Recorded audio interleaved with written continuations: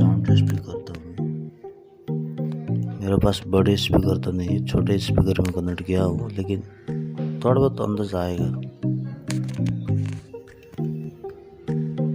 ये speaker connect ऐसे किया हूँ, ऐसे करके यहाँ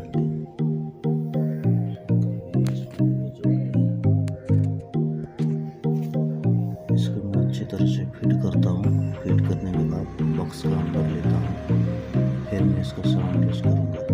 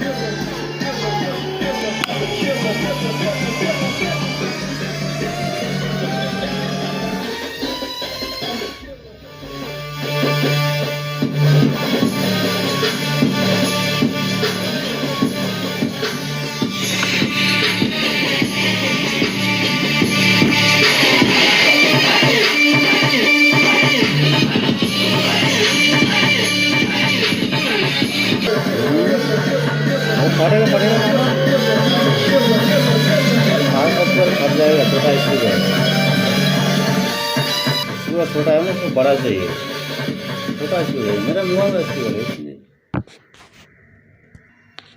कैसे लगा स्पीकर साउंड मेरा? जबरदस्त है ना? जुगाड़ू किशन फाइनल।